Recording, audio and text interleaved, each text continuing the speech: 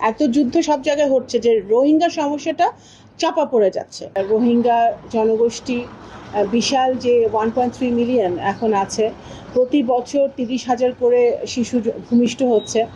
তো এই বিশাল জনগোষ্ঠীকে তারা তাদের স্বাস্থ্য, শিক্ষা, বাসস্থান, খাদ্য, নিরাপত্তা, এগুলো সব কিছুর কী অবস্থা সেগুলো দেখার জন্য আমরা এসেছি।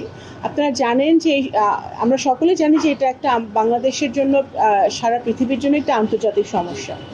তো বিএনপি যতবারই সরকারে এসেছে বিগত দিনে, শহীদ রাষ্ট্রপতি জিয়াউর রহমানের সময় থেকে শুরু করে দেশনেত্রী বেগম খালেদা জিয়ার সময়, দুইবার আমরা সাকসেসফুলি আমরা রোহিঙ্গা জনগোষ্ঠীকে রিপ্যাট্রিয়েশন করতে পেরেছিলাম সম্মানের সাথে, সিকিউরিটির সাথে।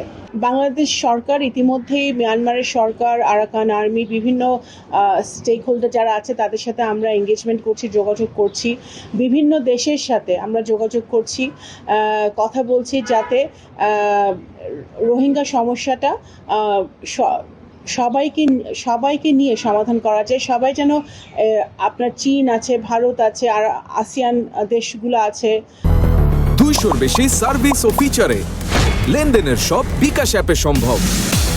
আমাদের মুসলিম দেশগুলো আছে, ওয়েস্টার্ন দেশগুলো আছে, সবাই কিন্তু এখানে অবগত আছে যে এখানে একটা বিশাল, পৃথিবীর সবচেয়ে বড় একটা রেফিউজি সংকট রোহিঙ্গা সমস্যাটা।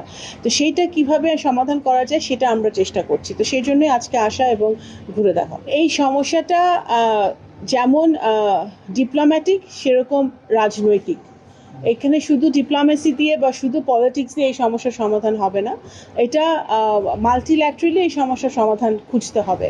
তো সেই জায়গাটা থেকে আমরা সকল স্টেক হোল্ডারদের সাথে, আমি যেটা ইতিপূর্বেই বলেছি, সকল স্টেক হোল্ডারের সাথে আমাদের এঙ্গেজমেন্ট হচ্ছে, ডায়ালগ হচ্ছে, সেটা যাতে আমরা একবারে তো হবে না, ধীরে ধীরে যাতে রিপ্যাট্রিয়েশনটা আমরা শুরু করতে পারি।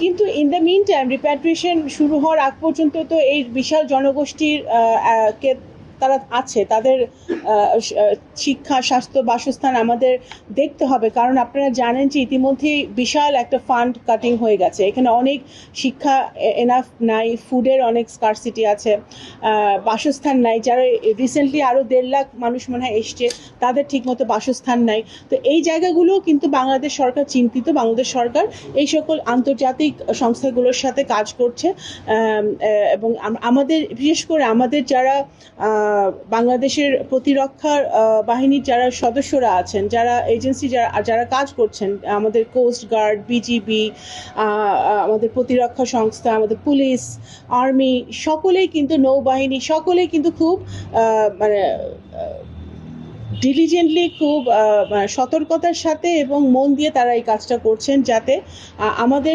সার্বভৌমত্ব ঠিক রেখে, আমাদের বর্ডারটা যতটুকু নিরাপদ রাখা যায় সেটা ঠিক রেখে, যাতে আমরা এই রোহিঙ্গা জনগোষ্ঠীকে নিরাপদে রাখতে পারি যতদিন না তাদেরকে আমরা ফেরত পাঠাতে পারছি। তো এই কাজটা সকলেই ঠিকমতো করছে। আমরা আন্তর্জাতিক সংস্থাগুলোর সাথে কথা বলছি, ডোনারদের সাথে কথা বলছি, আবার এটা বাড়ানো যায় নাকি। কারণ আপনারা খেয়াল করবেন যে এত কিছু ঘটছে পৃথিবীতে, এত যুদ্ধ সব জায়গায় হচ্ছে যে রোহিঙ্গা সমস্যাটা চাপা পড়ে যাচ্ছে। কিন্তু রোহিঙ্গা সমস্যাটা রেলেভেন্ট এবং রোহিঙ্গা সমস্যাটা বাস্তব, এটা রিয়ালিটি পৃথিবীর জন্য, বাংলাদেশের জন্য, এবং বাংলাদেশের অর্থনীতির উপর একটা বিশাল চাপ, বাংলাদেশের পপুলেশনের উপর একটা চাপ। সেই জায়গাটা থেকে আমরা মানবিক দৃষ্টিকোণ থেকে সব কিছু দেখছি। আমরা একটা মানবিক রাষ্ট্র, মানবিক সরকার, মানবিক দৃষ্টিকোণ থেকে সব কিছু দেখছি এবং ভবিষ্যতে দেখব। কিন্তু আমাদের তো এদের, যেটা আপনি বললেন যে অর্থায়নের দিকটাও দেখতে হবে, সেটা আমরা বাংলাদেশ সরকার এই আমাদের নির্বাচনের পর, আমরা যখন সরকার গঠন করার পরেই আমরা কথা বলছি, এবং যাতে আমাদের আরও ফান্ডটা আরও বাড়ে সেদিকে আমরা চেষ্টা করছি।